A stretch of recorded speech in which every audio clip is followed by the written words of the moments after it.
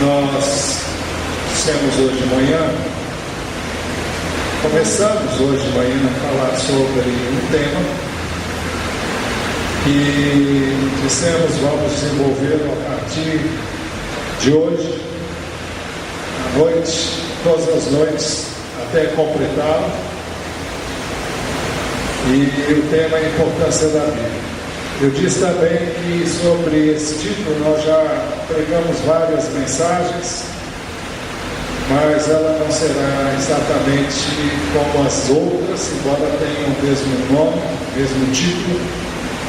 E o título é uma maneira de destacar aquilo que nós queremos enfatizar, essa razão do nome. Eu não encontro outro melhor, mas poderia até encontrar se quisesse simplesmente trazer algo diferente, mas eu creio que o título fala do que nós queremos enfatizar. A partir do dia 4 de março, nós estaremos empossando a nova liderança de células e também, para todos os efeitos, vamos iniciar um novo ciclo de células a partir daquele dia. E, como dissemos, é a primeira vez que nós teremos quase que a totalidade da igreja em células, com pouquíssimas exceções e por motivos justificados, exceção feita a alguns que não estão, inclusive, participando dos nossos cultos já há muito tempo, razão por que não estão incluídos. Muito bem, um dos nossos alvos para os membros da célula e para toda a igreja de forma geral é que todos adquiram, se não têm o hábito de ler a Bíblia diariamente. A razão é bem simples, porque é impossível qualquer pessoa viver uma vida como sabemos pelas Escrituras devemos viver, sem que nós nos atenhamos a elas, sem que nós as leiamos, sem que nós estejamos em contato com a Bíblia diariamente. Então é algo que eu não posso abrir mão, você não pode, não deve abrir mão de ler, de ouvir, de estudar, de memorizar, de meditar na palavra de Deus diariamente. A palavra de Deus é chamada nas Escrituras por Jesus de pão. Pedro a chama de leite espiritual, e pão e leite são alimentos básicos, assim como a palavra de Deus é um alimento básico. Jesus se referiu ao texto do Velho Testamento, que na realidade está em Deuteronômio 8, quando foi tentado a comer, porque ele estava com fome, depois de 40 dias de jejum, ele disse que nem só de pão, ou não só de pão viverá o homem, mas de toda a palavra que sai da boca de Deus. Então, eu posso até viver por algum tempo sem pão, sem alimento físico, mas na visão de Jesus, esse alimento é mais importante do que o alimento físico. Quando eu me alimento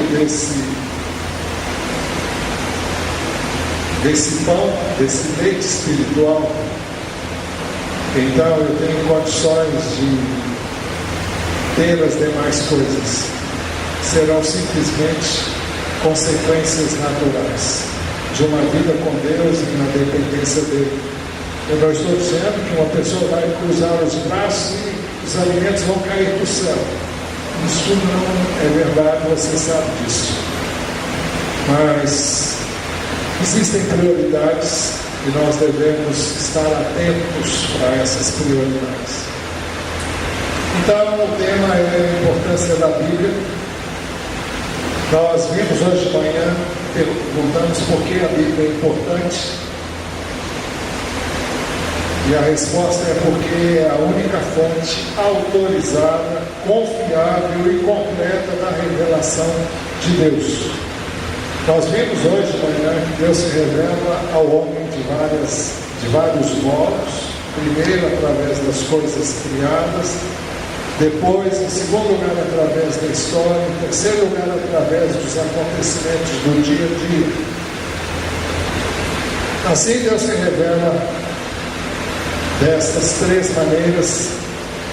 Não obstante, a Bíblia é a única fonte autorizada, confiável, completa da revelação de Deus. Dessa forma, a Bíblia é importante e a única fonte autorizada, confiável e completa da revelação de Deus.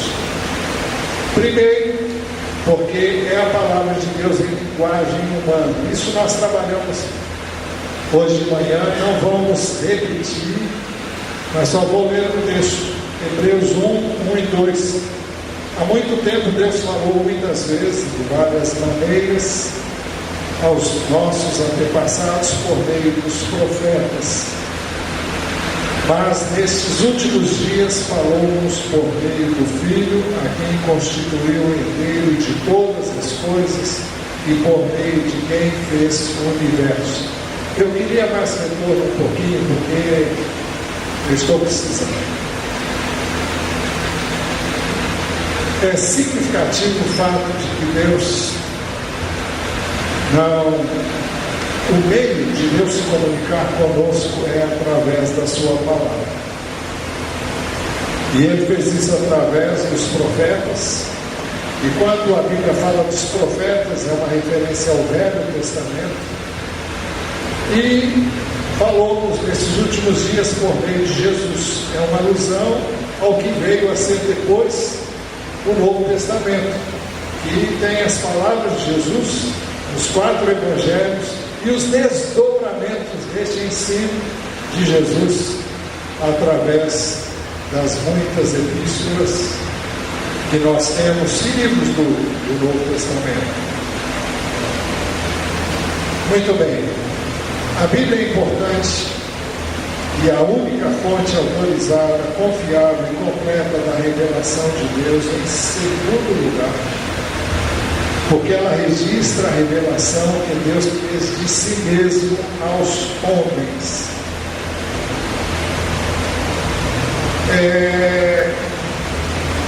Vamos ver o texto, Êxodo 24, 3 e 4. Quando Moisés se dirigiu ao povo, transmitiu-lhes todas as palavras e ofensas do Senhor, eles responderam em uníssono: faremos tudo que o Senhor ordenou. Moisés então escreveu tudo que o Senhor dissera. O texto diz que Moisés escreveu. É muito significativo isso. Há muitas pessoas que duvidam da veracidade dessa declaração.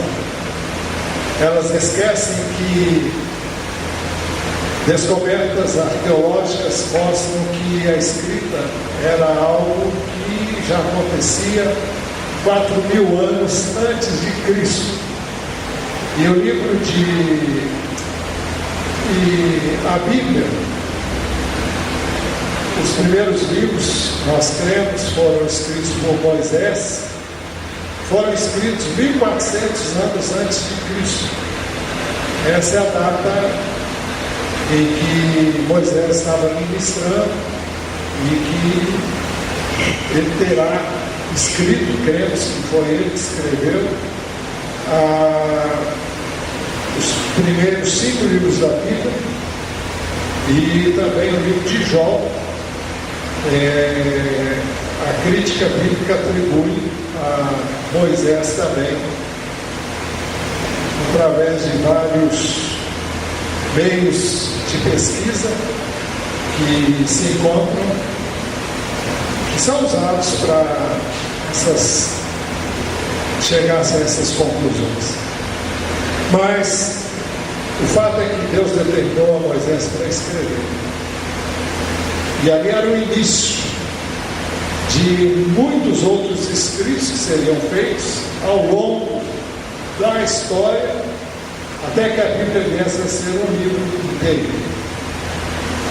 A Bíblia foi escrita ao longo de 1500 a 1600 anos aproximadamente, porque começou a ser escrita, como falamos, 1400 anos antes de Cristo, e quando Jesus veio, o Velho Testamento já existia, já era um todo. E convém dizer de passagem que a Bíblia que Jesus pregou, que Jesus usou, é exatamente a Bíblia que os judeus usam. E os judeus usam o Velho Testamento, os irmãos sabem. E quando Jesus veio, esse livro como um todo, ainda que ele fosse dividido em várias partes, porque se escrevia em rolos, e não dava para escrever toda a Bíblia num rolo só. Isso dificultaria muito o manuseio, a leitura e a escrita. Mas os livros que compreendiam as Escrituras, e quando se referia às Escrituras, eram os livros que nós temos na nossa Bíblia e que fazem parte do Velho Testamento. Em 1546, no Concílio de Trento, a Igreja Católica se reuniu e no concílio resolveu acrescentar outros livros que nós não cremos sejam autênticos. Ela chama eles de deuterocanônicos, isso quer dizer canonizados posteriormente, ou vieram a ser colocados na Bíblia em linguagem bem simples posteriormente, mas eles carecem de elementos que os credenciem para nós os chamamos de livros apócrifos, e eles não têm autenticidade nem se harmonizam com o restante da Bíblia. A Bíblia, como nós a temos hoje aqui, os livros não se contradizem, se harmonizam. Aquilo que começa a ser dito lá em Gênesis, nós vamos encontrar sendo dito lá em Apocalipse. Não há discrepância, não há contradição. Mas esses livros que insistiram em colocar, em encaixar na Bíblia, 1500 anos depois que eles já eram aceitos, inclusive pelo próprio Senhor Jesus, não se harmonizam com o resto da Bíblia. Ensinos completamente opostos ao ensino da Bíblia como um todo. Por isso nós não os acolhemos e nem constam parte da nossa Bíblia, porque nem os judeus aceitam esses livros como autênticos. Os judeus aceitam esses livros como os livros históricos que alguém quis escrever, escreveu, mas não tem autenticidade e a chancela divina, e não são considerados livros inspirados. Se você quiser ler, leia à vontade, e é muito fácil você ler e descobrir o que eu estou falando. Qualquer leigo, ao ler, por exemplo, você, em alguns dos livros, começa dizendo: olha, eu procurei fazer da melhor maneira, mas se não tiver se não estiver exatamente muito adequado, vocês me perdoem, algo mais ou menos assim. Você nem consta da Bíblia, a Bíblia é a palavra de Deus. O que é dito que Deus disse e pronto. Não gera dúvida, não gera incerteza. E esses livros, todos eles contêm essas coisas, porque são foram livros escritos por homens que não eram e não foram inspirados por Deus. Muito bem, eu não sei nem porque eu estou dizendo isso, porque eu não estava aqui planejado para se dizer isso.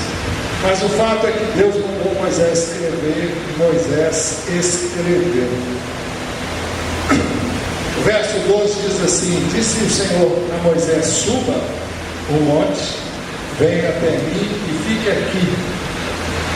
A minha voz não está muito legal, eu queria ver se conseguia um ajuste melhor. Acho que está faltando mais aguda, ela está muito grossa, muito encorpada assim, não sei.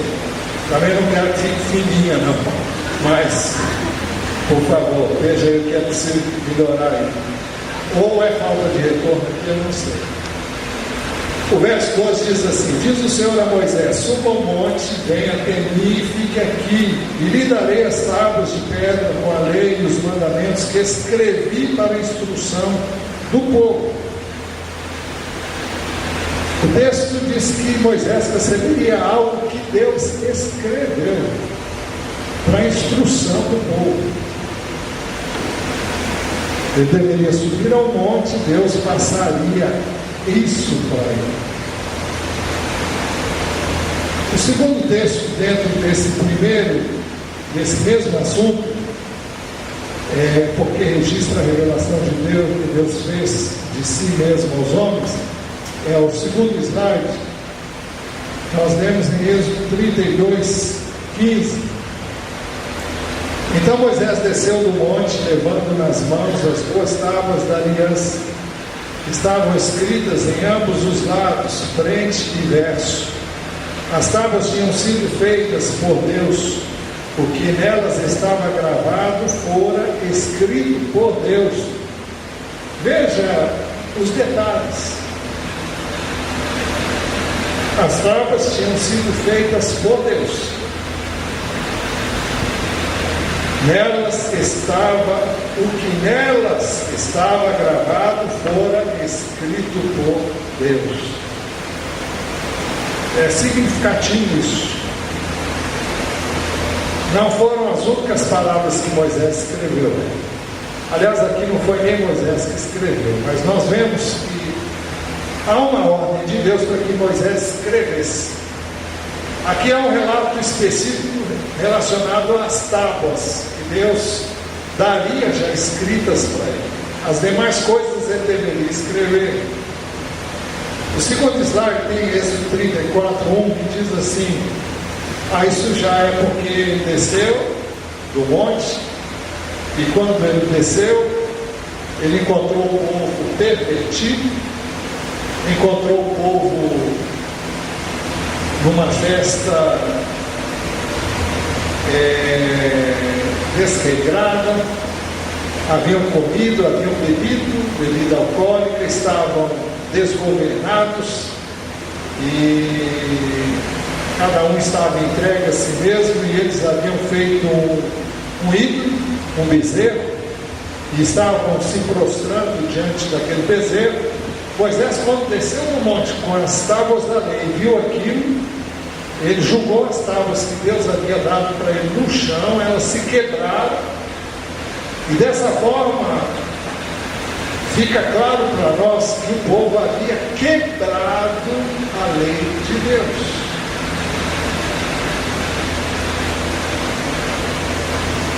Bem, o texto diz que ele ficou irado, e eu creio que foi uma ira de Deus na vida, no coração de Moisés, para que, expressando aquilo que Deus sentia em relação ao pecado do povo.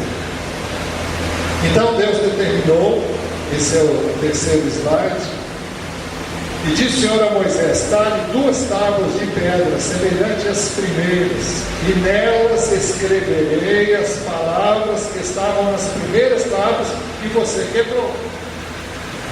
Deus pede que agora ele talhe as tábuas. Primeiro, as primeiras Deus mesmo havia preparado. Agora, Moisés vai preparar, porque ele quebrou, então faça novas. Mas Deus escreveria novamente nelas.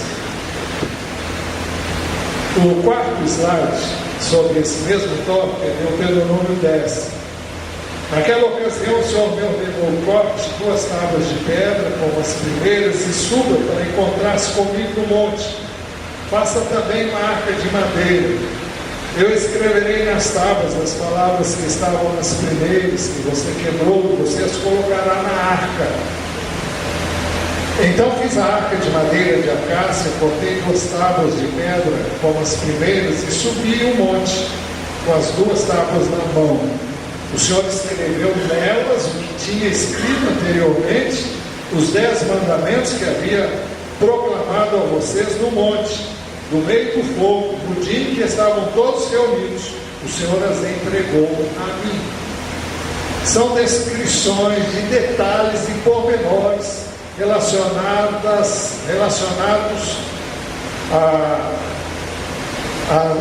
aos 10 mandamentos.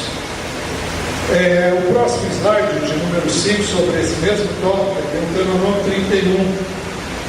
Aqui diz que Moisés escreveu a lei, não os 10 mandamentos, porque não foi ele que escreveu, mas o texto diz: Moisés escreveu esta lei. E quando está dizendo isso, é uma referência aos 5 livros da Bíblia. Naturalmente, quando se está sendo dito, é praticamente num dos últimos capítulos do livro de Deuteronômio, o último livro da Bíblia.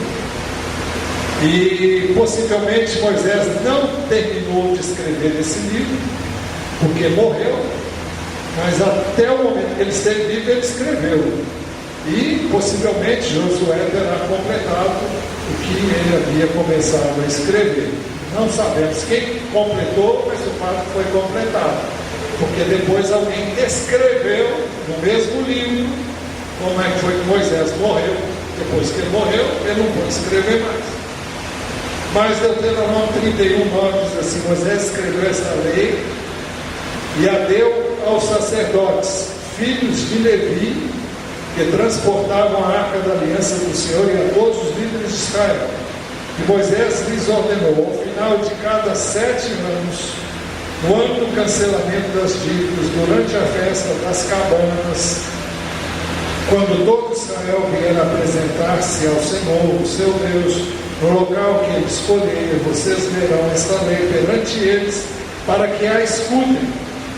Reúnam o povo, homens, mulheres, crianças, os estrangeiros que morarem nas suas cidades, para que ouçam e aprendam a temer o Senhor, o seu Deus, e sigam fielmente todas as palavras desta lei. Os seus filhos que não conhecem esta lei terão que ouvi-la e aprender a temer o Senhor, o seu Deus, enquanto vocês viverem na terra da qual tomarão posse quando atravessarem o Jordão. Então, esses registros como as coisas foram feitas e com que finalidade foram as palavras escritas, nos fazem entender qual era o propósito de Deus com a sua palavra. Mas isso veremos em outra ocasião mais adiante. O último slide desse mesmo ponto é de Deuteronômio 31, 24. Diz assim: depois que Moisés terminou de escrever num livro as palavras desta lei, do início ao fim, deu esta ordem aos levitas que transportavam a arca da aliança do Senhor: coloque este livro da lei ao lado da arca da aliança do Senhor, do seu Deus, onde ficará como testemunho contra vocês. Vamos, irmãos, ver, só havia uma cópia. Na época de Moisés havia só uma cópia. Ele passou essa cópia para os sacerdotes, ela deveria ficar lá e deveria ser lida de tempos em tempos, para que o povo pudesse tomar consciência daquilo que Deus queria. Um pouco antes de viajar, nós pregamos uma mensagem que mostrava que no tempo Depois, muito tempo depois, o povo foi levado para a Babilônia, voltou, ficou lá 70 anos em cativeiro, depois voltou, e num determinado período,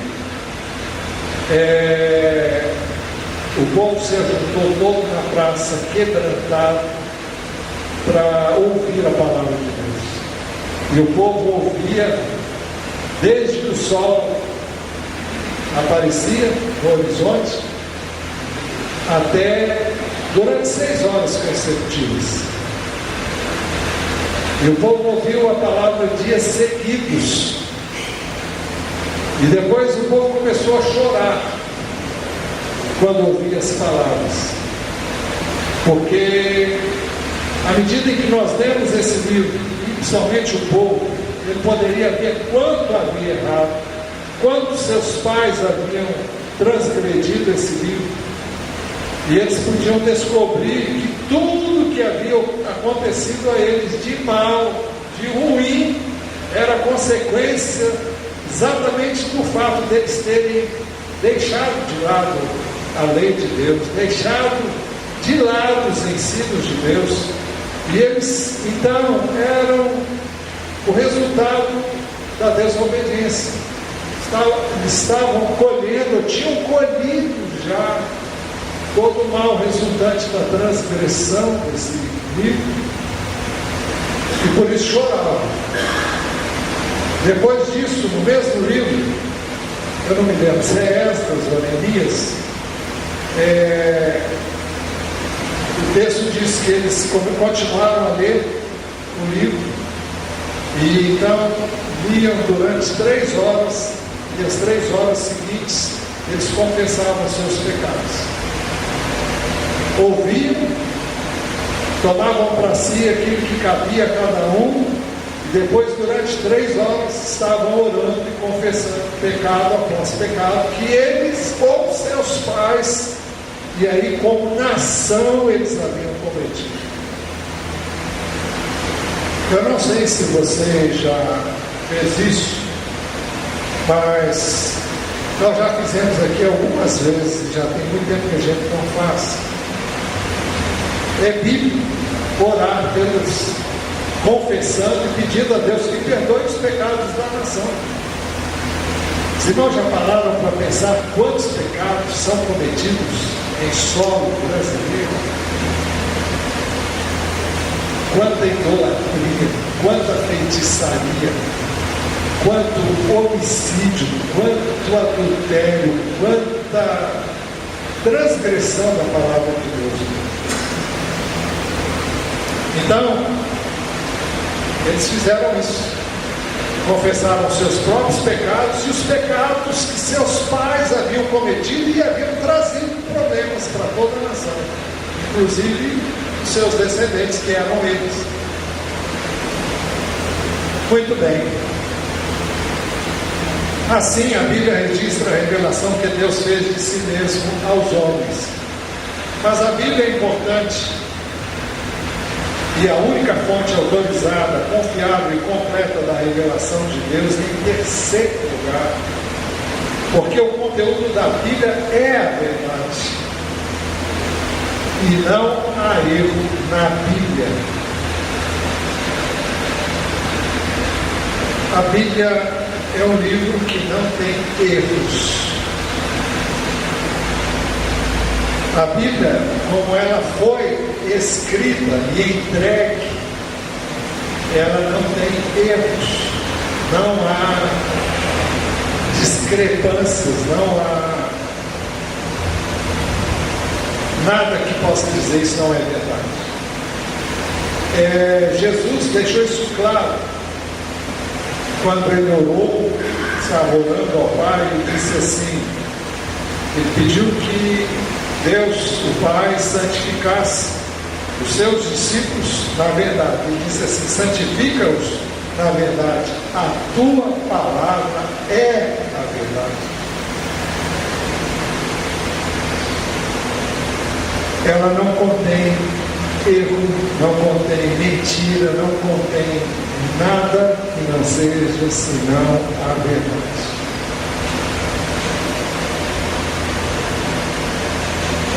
Ela conta a verdade, até para espanto de muitos de nós, de pessoas que talvez, se não fosse a verdade que a Bíblia conta acerca delas, talvez elas fossem até idolatradas. Mas Deus permitiu que conhecêssemos os pontos altos e os baixos dessas pessoas, os seus erros e os seus acertos. Todos eles estão escritos para o nosso ensino, para o nosso aprendizado. No segundo slide desse mesmo tópico, nós temos o registro das palavras de Jesus em João 8. Diz Jesus aos judeus que haviam crido nele: se vocês permanecerem firmes na minha palavra, verdadeiramente serão meus discípulos e conhecerão a verdade, e a verdade os libertará. Esse texto se reveste um significado muito especial. Jesus falou àqueles que haviam crido nele na necessidade deles permanecerem na palavra. Permanecer na palavra significa permanecer crendo na palavra. Mas ele diz: se conhecereis a verdade vos libertará. Você lê a Bíblia, você lê um determinado texto, e naquele momento ele pode não lhe dizer nada, ou pode ser que você tenha entendido ele simplesmente intelectualmente naquele momento. Mas Jesus disse para eu e você permanecermos naquilo que ele disse. E permanecer significa permanecer crendo, significa permanecer ouvindo, permanecer lendo, significa permanecer estudando, significa permanecer memorizando e meditando. Se vocês acham que eu estou exagerando, eu vou ler um texto que eu já li 1000 vezes aqui para vocês. E é Provérbios capítulo 2. E ele diz exatamente o que eu estou dizendo para vocês. Vejam lá. Provérbios capítulo 2. Meu filho, se você aceitar as minhas palavras e guardar no coração os meus mandamentos. Veja, você aceita a palavra, guarda a palavra. Não significa que você entendeu, mas que você guardou. É uma palavra que não se perdeu, é uma palavra que o diabo não conseguiu roubar, não conseguiu tirar da sua mente, porque ficou no coração. E você talvez não tenha entendido claramente o significado daquela palavra, mas ela está ali no coração. E o texto continua dizendo: e se der ouvidos à sabedoria, que sabedoria é essa? A minha? A sua? Não, é a sabedoria que vem de Deus. E inclinar o coração para o discernimento. Se você deixar que a sabedoria de Deus venha, que você tenha discernimento para compreender, se você clamar por entendimento, por discernimento, gritar bem alto, daí a importância de quando você lê a Bíblia, você dizer como salmista.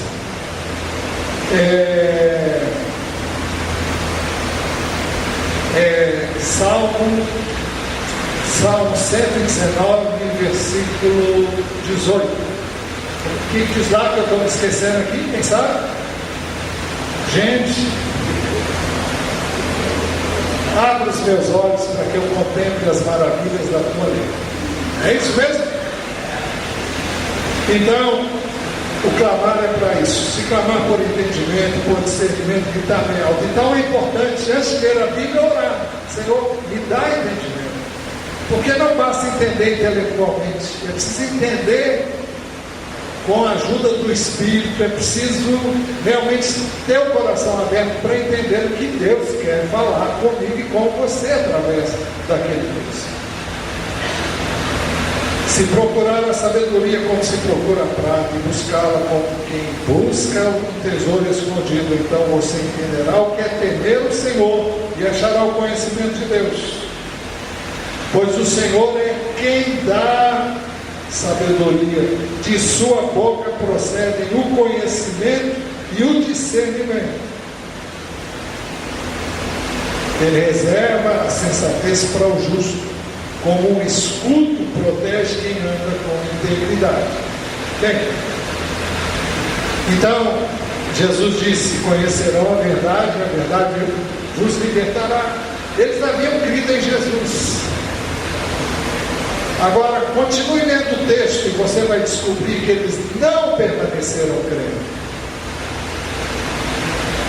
Jesus começou a apertar o cerco, começou a mostrar que eles precisavam de libertação, e eles fizeram com que não estavam entendendo, parecia que não estavam entendendo mesmo, e também não estavam querendo entender. Jesus deixou claro que eles eram escravos do pecado e precisavam de ser libertos. E à medida em que nós ouvimos a palavra de Deus e vamos ouvindo e ouvindo, nós somos libertos. Não é da noite para o dia, pode ser da noite para o dia, pode ser assim, tchum e pronto. Mas enquanto a ficha não cair, você pode ainda permanecer no pecado, porque você vai lutar contra a palavra de Deus, e você não é bem assim, não. Mas não é, e você vai querer se justificar, ou justificar a sua ação, a sua atitude. Bom, não é bem assim que eu estou fazendo. Você vai sempre ter uma justificativa para o seu pecado, mas continue lendo a palavra. Vai ter um momento que a ficha vai cair, e aquilo que você leu já 1000 vezes de repente vai se destacar assim, como se fosse uma coisa tremenda, uma verdade que você nunca tinha descoberto. E você vai ver o seu pecado, você vai conhecer a verdade por revelação de Deus, e você vai ser liberto. Tem gente que pensa que libertação é só através da oração. É pela oração. Libertação de demônios é pela oração. Mas se a pessoa não receber a palavra, pode vir muito mais espírito maligno do que ela tinha antes. Muitas pessoas falam em cura interior. Eu não acredito em cura interior, a não ser por meio da palavra. É a palavra que liberta, é a palavra que tira os maus hábitos, que tira o ressentimento, que tira a mágoa, que tira o rancor. É a palavra que leva você a sentir a necessidade de perdoar, de amar, de agir conforme manda a palavra de Deus, e não como você acha que deve ser. Então, quando você conhece a verdade liberta você. E não há meio de ninguém ser liberto, senão por meio da palavra.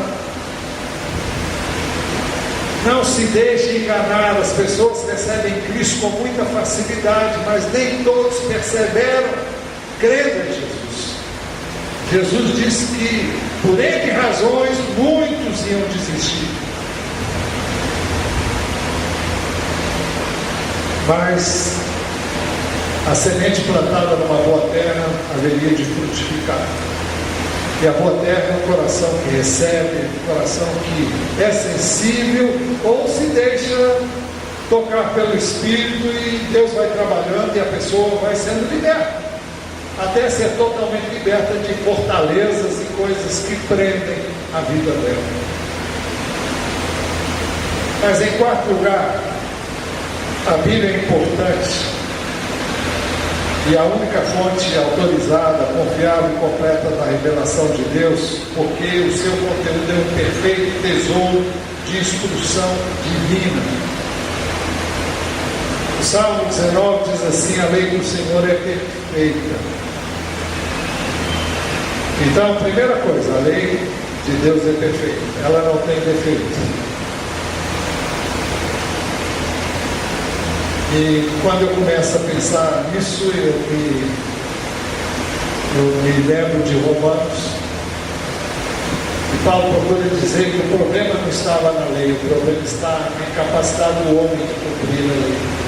Mas a lei de Deus é perfeita. Jesus disse que tudo vai passar menos a palavra dele.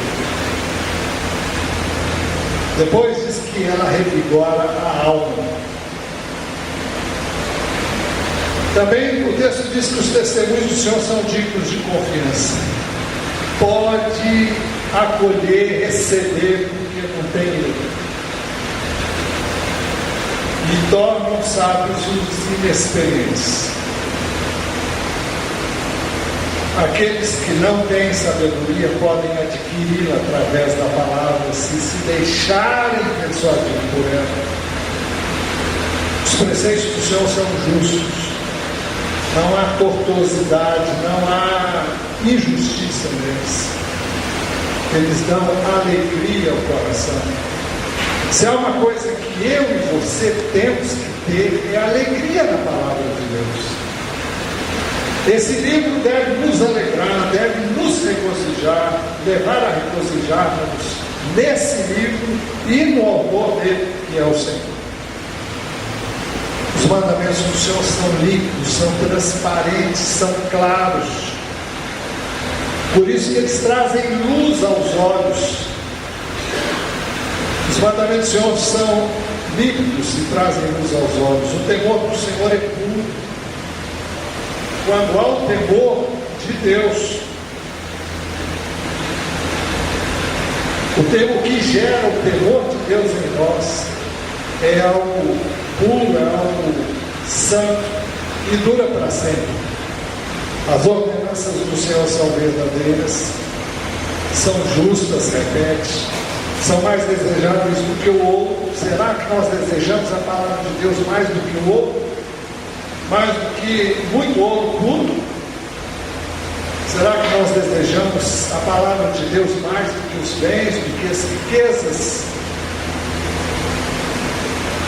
No livro de Provérbios nós encontramos que é muito mais importante você adquirir a sabedoria que vem de Deus por meio da palavra dele, porque através dessa sabedoria você pode ficar rico. Mas as riquezas podem acabar se você não tiver a sabedoria de Deus, ou podem nunca chegar.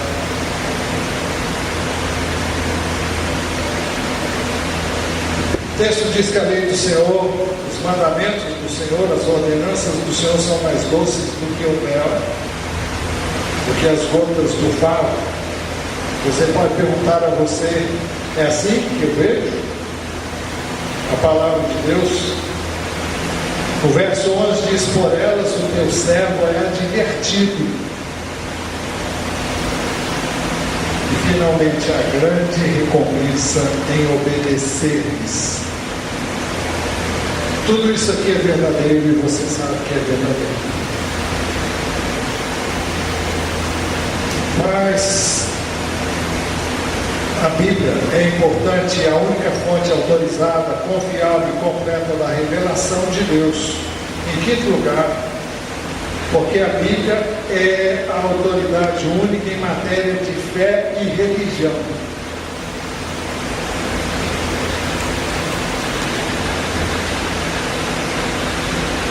O que é? Eu não gosto de falar e vou falar aqui hoje. Os irmãos sabem que eu tenho tido muito cuidado quando eu falo de uma outra denominação, ou quando eu falo de uma outra igreja. Os irmãos sabem que a igreja do Senhor Jesus era única. E num determinado momento da história, a igreja começou a se distanciar lentamente das Escrituras e começou a prática de costumes totalmente contrários à palavra de Deus. Foi aí que entrou a idolatria, foi aí que entrou N coisas que realmente levaram a igreja lá para o brejo. E foi depois de tudo isso da igreja realmente afastar-se da palavra que veio a reforma. A reforma veio numa ocasião em que Lutero, lendo as Escrituras, encontrou Jesus nas Escrituras. Ele era sacerdote católico, só existia uma igreja naquela época, e ele encontrou Jesus através da Bíblia, teve a sua experiência pessoal, descobriu que a salvação é pela graça mediante a fé. Vendia-se indulgências, irmãos. Eu não vou entrar em detalhes, mas é aquele: se você der um dinheirinho, você ganha a salvação, você ganha perdão, você ganha N coisas se você der um dinheirinho. Dá um din-din e tudo se resolve. Era assim. E isso era vendido. Se você quer obter alguma graça, dá dinheiro. Se você quer perdão, dá dinheiro. Os irmãos veem como a igreja se afastou das Escrituras. Então, ele veio e colocou. O seu propósito não era trazer uma nova igreja, mas trazer a igreja que existia, à realidade, à Bíblia.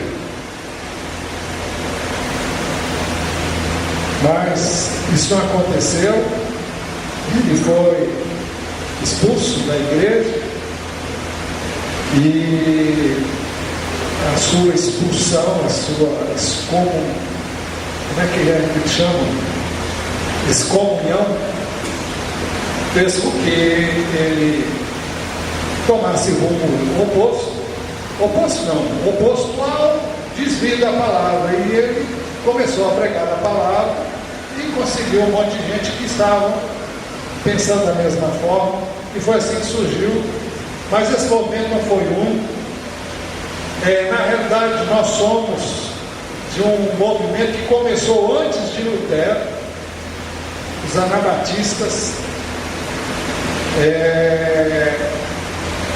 Os anabatistas significam os que batizam outra vez, os que batizam, na realidade, batizam o batismo bíblico. Eram aqueles que batizavam de novo os que haviam crido, porque quase todo mundo já tinha sido batizado, como se batiza na igreja católica. Mas os anabatistas batizavam novamente aqueles que realmente haviam crido em Jesus, porque esse é o significado real do batismo. Fala de um novo nascimento. Nada disso também estava no script, mas eu falei. Mas o fato é o seguinte: nós dissemos, a Bíblia é a autoridade única em matéria de fé e religião. Jesus respondeu: meu ensino não é de mim mesmo, vem daquele que me enviou. Se alguém decidir fazer a vontade de Deus, descobrirá se o meu ensino vem de Deus ou se falo por mim mesmo.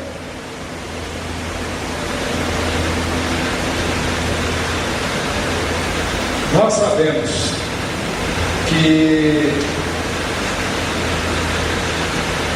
toda igreja que não tem esse livro como base para sua existência, sua organização, e se a igreja, que se chama igreja, não se ativer a esse livro,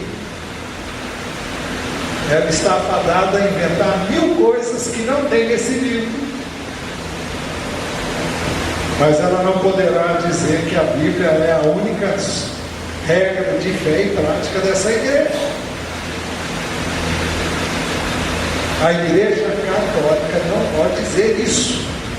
Por quê? Porque não é isso que ela vive, não é isso que ela pratica.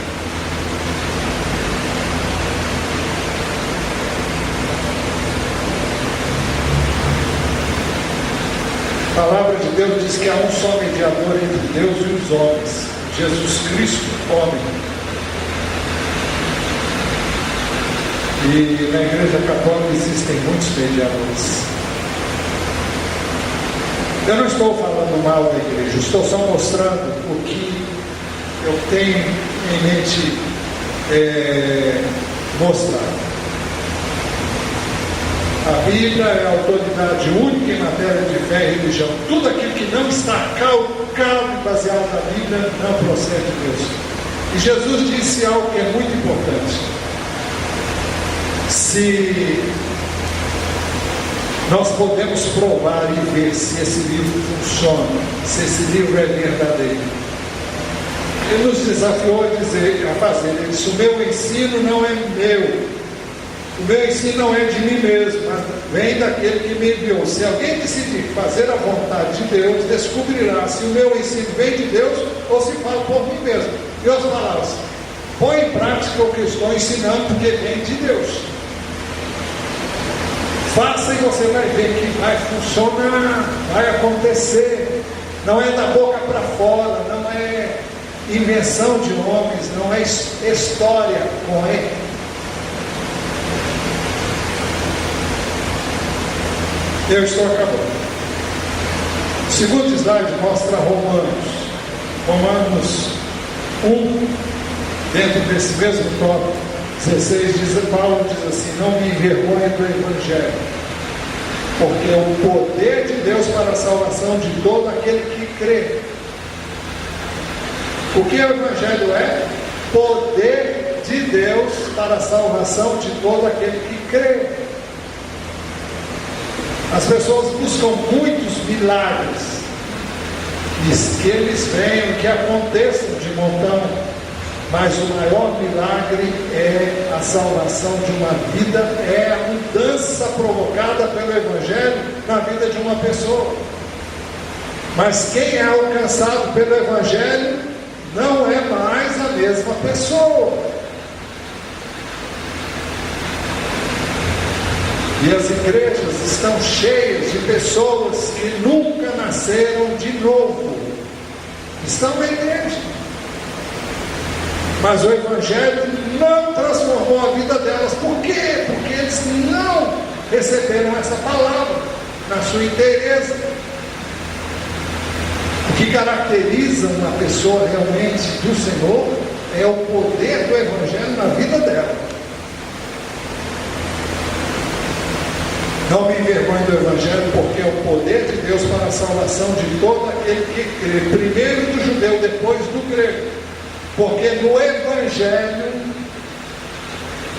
nas páginas do Novo Testamento, no ensino de Jesus, no ensino dos apóstolos, porque no Evangelho é revelado a justiça de Deus.